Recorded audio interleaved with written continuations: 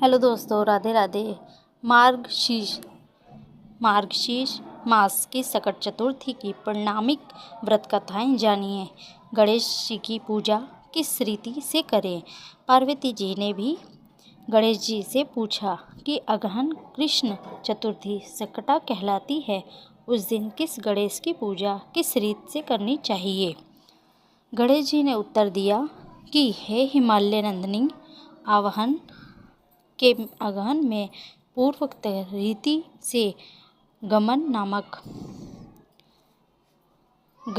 नामक गणेश की पूजा करनी चाहिए। पूजन के बाद अर्घ देना चाहिए। दिन भर व्रत रहकर पूजन के बाद ब्राह्मण को भोजन कराकर जो तिल चावल चीनी घृत का शक्ला बनाकर हवन कराएं तो वह अपने शत्रु को वशीभूत कर सकता है। इस संबंध में हम एक प्राचीन इतिहास सुनाते हैं। प्राचीन काल में त्रेता युग में दशरथ नामक एक प्रजापति राजा थे।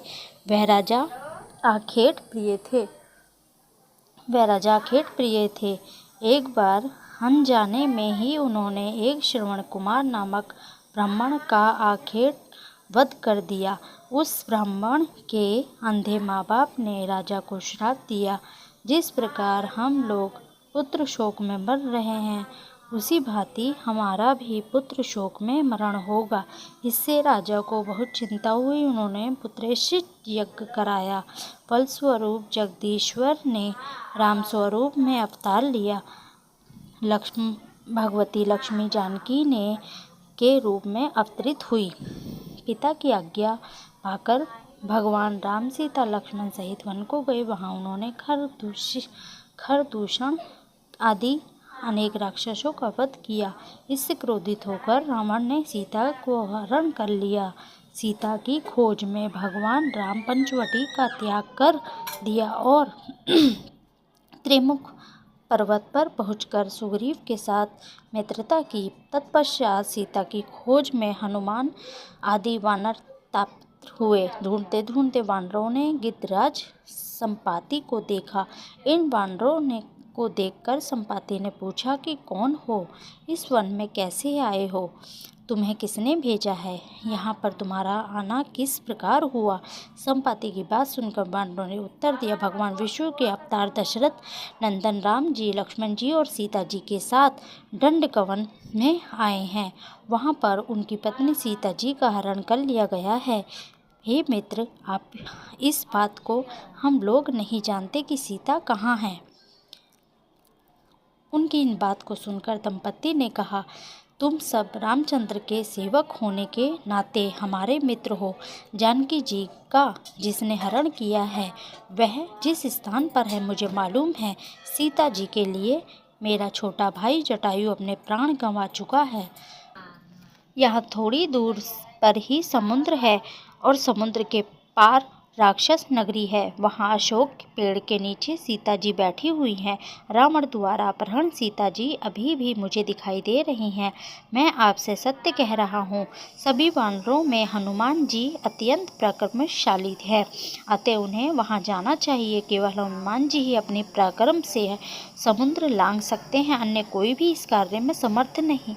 संपाति की बात सुनकर हनुमान जी ने पूछा, हे संपाति, इस विशाल समुद्र को मैं किस प्रकार पार कर सकता हूँ।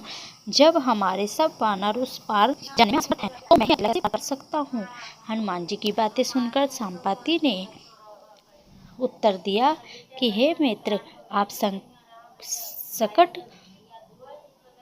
सकट गणेश चतुर्थी का व्रत कीजिए। उस व्रत के प्रभाव से आप समुद्र को क्षण भर में पार कर लेंगे। संपत्ति के आदेश से संकट चतुर्थी के उत्तर व्रत को हनुमान जी ने किया है। देवी, इसके प्रभाव से हनुमान जी क्षण भर में समुद्र को लांघ गए। इस लोक में इनके समान सुखदायक कोई दूसरा व्रत नहीं। श्री कृष्ण जी कहते हैं, महाराज युधिष्ठिर, आप भी इस व्रत को कीजिए। इस व्रत के प्रभाव से क्षण भर में आप अपने शत्रुओं को जीतकर संपूर्ण राज्य के अधिकारी बनेंगे। भगवान कृष्ण का वचन सुनकर युधिष्ठिर ने गणेश चतुर्थी का व्रत किया। इस व्रत के प्रभाव से वे अपने शत्रुओं को जीतकर राज्य के अधिकारी बन गए। गणेश चतुर्थी मार्गशीर्ष मास गणेश चतुर्थी का व्रत पूजन विधि। प्रातःकाल उठकर नित्य कर्म से निवृत्त हो शुद्ध होकर स्वच्छ वस्त्र धारण कर ले। श्री गणेश जी का पूजन धूप आरती अक्षत विधि से करें। इसके बाद हाथ में जल और दूर्वा लेकर मन ही मन गणेश जी का पूजन करते हुए संकल्प करना चाहिए और इस व्रत को करना चाहिए। व्रत का उदय व्रत विधि विधान से गणेश जी का पूजन करें, वस्त्र उन्हें अर्पित करें, 10 लड्डू। इस प्रकार आप सभी को भी विधि विधान अनुसार चंद्रमा के उदय होने पर ही चंद्रमा की पूजा का अर्घ्य दें। उसके बाद गणेश चतुर्थी की कथा सुने। जो चावल 3 आदि से हवन करे, तत्पश्चात गणेश जी की आरती करे, 5 लड्डू प्रसाद में बांटे, बाकी शेष अगले दिन ब्राह्मण को दान में दे दे। इस प्रकार गणेश जी का व्रत पूजन करना चाहिए। आज के दिन 19 नवंबर को सकट चतुर्थी के नाम से भी जाना जाता है। तो इस प्रकार मार्गशीर्ष मास में अध्याय 4 की मैंने आप सभी को कथा के माध्यम से बताया कि हनुमान जी किस प्रकार आज के दिन सकट चतुर्थी का व्रत करके समुद्र की पार करते हैं। इसी प्रकार जो भी आज का व्रत करता है, भगवान उसकी सभी मनोकामना पूर्ण करते हैं। इसी प्रकार आप सभी को भी मार्गशीर्ष महात्म्य का ये व्रत करना चाहिए। अगर कथा अच्छी लगी हो तो प्लीज़ मेरे चैनल को लाइक करें, शेयर करें, कथा शेयर करें। आप सभी को राधे राधे।